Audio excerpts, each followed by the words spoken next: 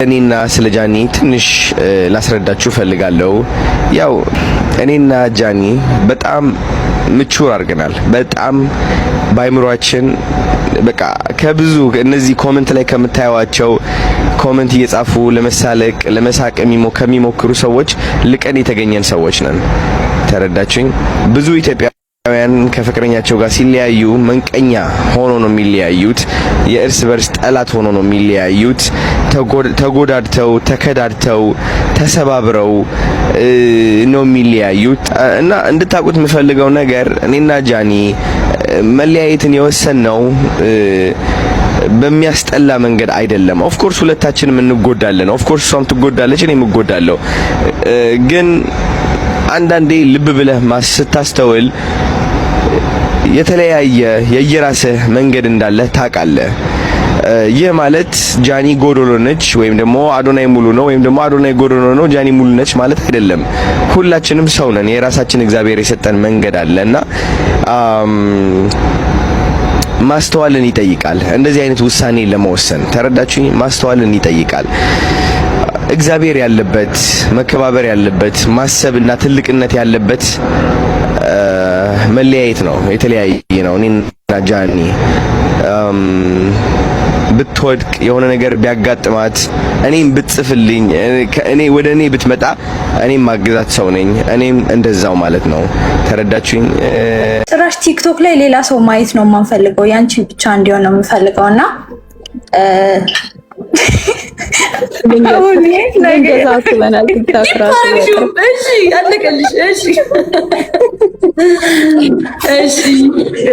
እና ለዛ ነገር ነው የምንፈልገው።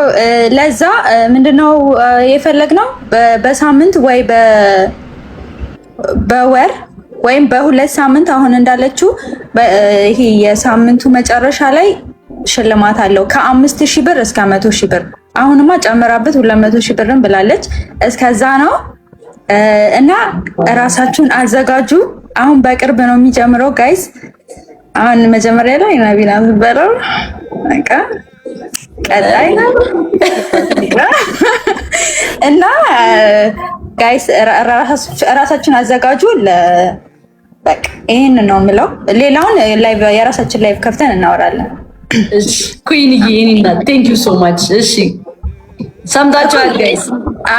ሌላውን እኔና ሰበን ላይቭ ከፍተን ጋይስ ሁሉንም ነገር እንነግራችኋለን። ከዛ በግሩፕ እናወራና በቃ ጃኒ ናት የምትሸልምልን ስትመጣ። እኔ የምሸልማችሁ ማርያምን እኔ እሳተፋለሁ። ከኔም ከፈለጋችሁ ከኔም እሸልማለሁ። ከእናንተም እንዳለ ሆኖ እኔም በራሴ እሸልማለሁ። ማርያምን እግዚአብሔር 50,000 ብር ነው ደግሞ ማለትማ 50,000 ብር እሸልማለሁ እኔ በየወሩ ነው።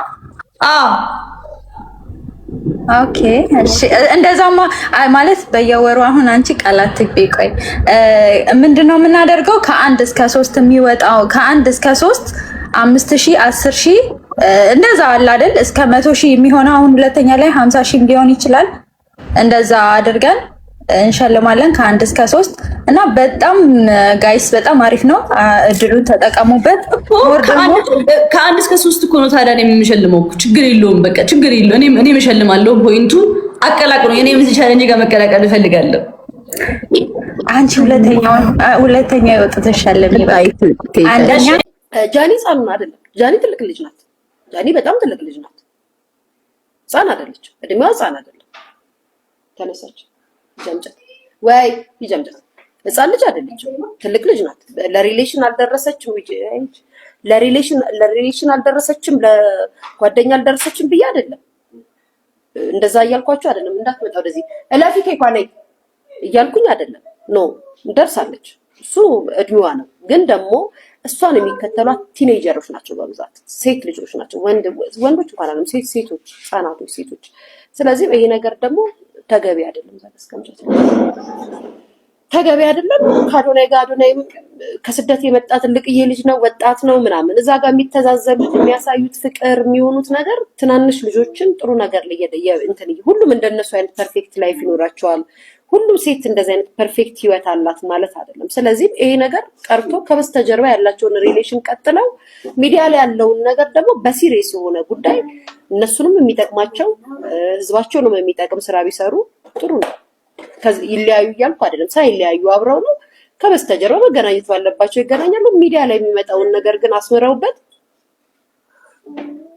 የሚያሳዩን ነገር ወጣቶችን የሚገነባ ወጣቶችን የሚቀይር እንጂ አዝዬ ላስወኝሽ ምናምን እንትናን ሰሊና ጎሜዝንና ጀስቲንን ልሁን አይነት ጨዋታ ሄሊ ቢበርን ልሁንና እንትናን ልሁን አይነት ጨዋታ ለኛ አይጠቅመንም። ይሄንን ነው የምለው እንጂ ይለያዩ እንኳን ከሚሉ ሰዎች መካከል አይደለም። ለምን ይለያያሉ? ፍቅር ነው። ፍቅር ደግሞ እግዚአብሔር ነው። እግዚአብሔር የሰጣቸውን ፍቅር ሰው ይለያዩ አይባልም። የራሴን አሁን አይ ነው በዚህ አይነት ወይ ግምት ስናገር እቺ ምናምን ብላችሁ ልሰድቡኝ እንደምትችሉ አውቃለሁ። ግን እኔ የሚሰማኝን ምክንያቱም እናንተ አሁን በምትኖሩበት አስደንጋጭ መረጃ ተሰምቷል። ታዋቂዋ ቲክቶከር ጃኒ በላይቭ ላይ ገብታ በዝምታ የደበቀችውን ሚስጥር ይፋ አድርጋለች። ጃኒ በቅርቡ ባጋራችው ልብ የሚነካ ቪዲዮ ለአመታት የደበቀቻቸውና ማንም የማያውቀውን አስደንጋጭ የህይወት ታሪኳን አጋርታለች። ስለ ፍቅረኛ ሚስጥር ልነግራችሁ መጣው ስትል የጀመረችው ጃኒ ከታዋቂው ቲክቶከር ጆን ዳንኤል ጋር የነበራትን የፍቅር ግንኙነትና የደረሰባትን በደል በዝርዝርም ገልጻለች። በዝምታ የታለፉ የስቃይ አመታትን ወደ ኋላ ስታስታውስም ጃኒ እንደገለጸችው ከጆን ዳንኤል ጋር የነበራቸው ግንኙነት ለህዝብ ይፋ ያልሆነና በሚስጥር የተያዘ ነበረ። ይሁን እንጂ ይህ ግንኙነት በደስታ የተሞላ አልነበረም። ጃኒ በቪዲዮ ላይ በተደጋጋሚ ይመታኝ ነበር ስትልም ተናግራለች። በቪዲዮ መካከልም በሰውነቷ ላይ የደረሱ የአካል ጉዳቶችን የሚያሳዩ ፎቶግራፎችን አያይዛለች። ከኔ ጋር ከተለያየሽ ከቲክቶክ አጠፋሻለሁ፣ ላይቭሽንም እዘጋለሁ በሚል ለአመታት ሲያስፈራራት እንደቆየም ገልጻለች። እናም አሁን ላይ ትላንትና ከምንም ማስጠንቀቂያ ውጪ የቲክቶክ አካውንቷን በሪፖርት እንደዘጋባትና ይህም በእርሱ እንደተደረገባትም ጠቁማለች። ከዚህ በፊትም ምንም አይነት ማስጠንቀቂያ ወይንም ዋርኒንግ አልነበረውም ስትል በለቅሶ ተናግራለች። ጃኒ በቪዲዮ ማጠቃለያ ላይ ቤተሰቦቿ በእሷ እንደሚተዳደሩ ገልጻ ይህ ድርጊት በእሷና በቤተሰቧ ህይወት ላይ ትልቅ ጫና እንደፈጠረም ተናግራለች። ድራማ አልፈልግም፣ እረፍት እንዲሰጠኝ ነው የምፈልገው ስትል ተማጽኗንም አቅርባለች። የእናንተ አስተያየት በዚህ ጉዳይ ላይ ምንድነው? እንዲህ ያሉ በደሎች በዝምታ መታለፍ አለባቸው? የጃኒ አካውንት እንዲመለስ ምን መደረግ አለበት? አስተያየቶቻችሁን በኮሜንት ላይ አጋሩኝ። አዲስ ከሆናችሁ ደግሞ ፎሎ ማድረጋችሁንም እንዳዘነጉ።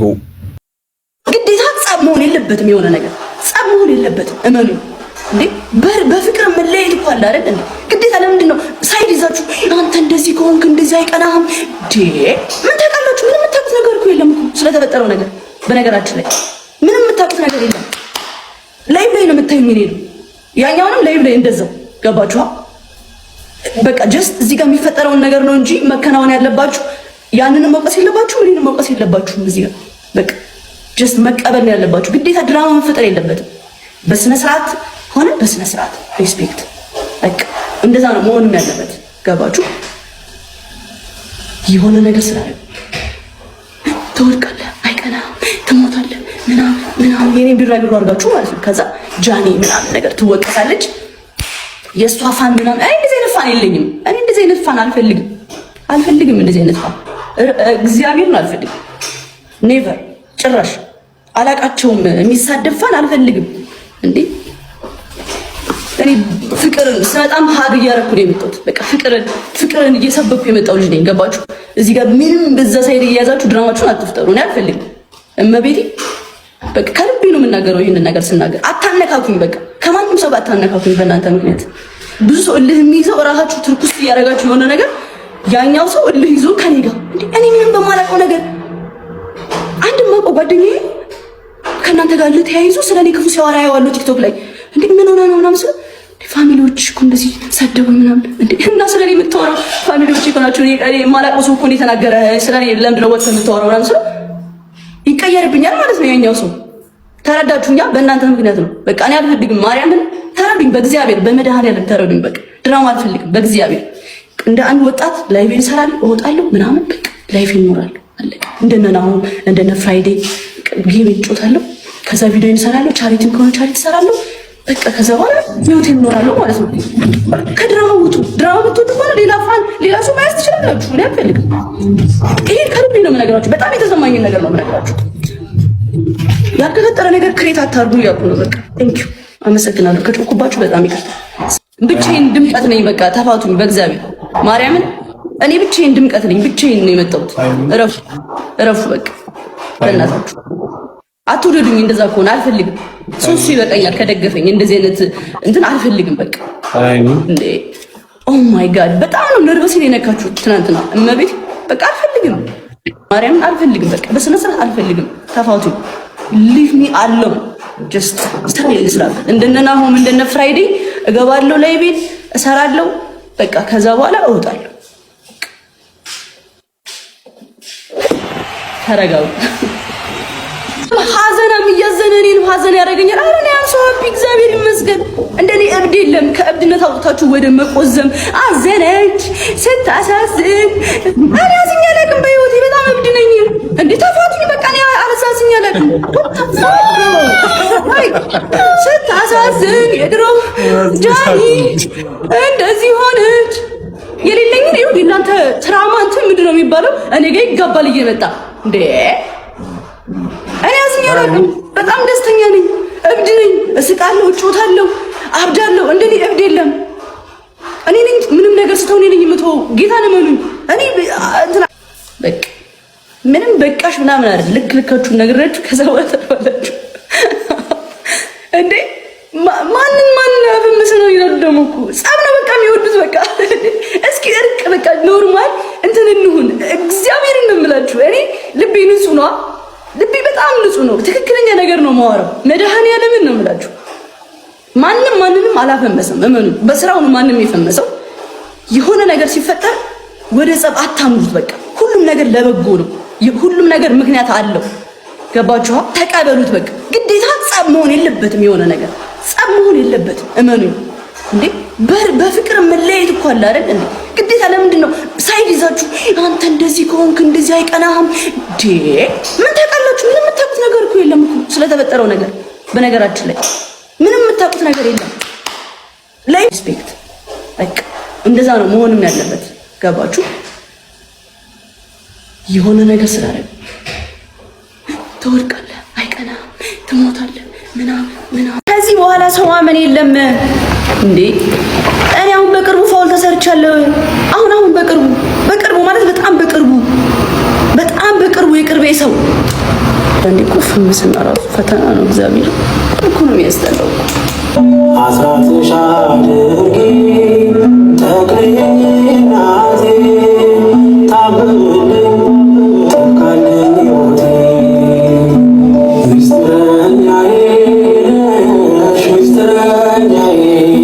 ጋይስ በትናንትናው ዕለት ጃኒ ላይቭ ገብታ ነበር። እስቲ ያለችውንና ያስተላለፈቻቸውን መልእክቶች አብረን እንመልከት። እሺ ንገሩኝ፣ እኔ ምን ላድርግ?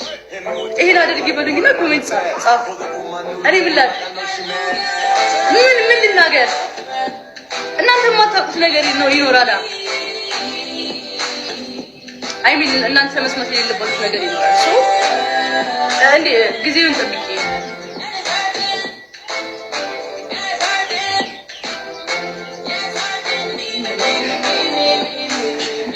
ምኞቶች ደስ ይላል። በጣም ነው የምወዳችሁ። ባይዘው በጣም በቃ የሚገርም ፋሚሊ አለኝ፣ የሚገርም ፋራ አለኝ እና ይሄ ደስታ እንደቀላል የሚመጣ አይመስለኝም። እናንተስ በዚህ ጉዳይ ላይ ምን ትላላችሁ? ሐሳብ አስተያየታችሁን ኮሜንት ላይ አጋሩ።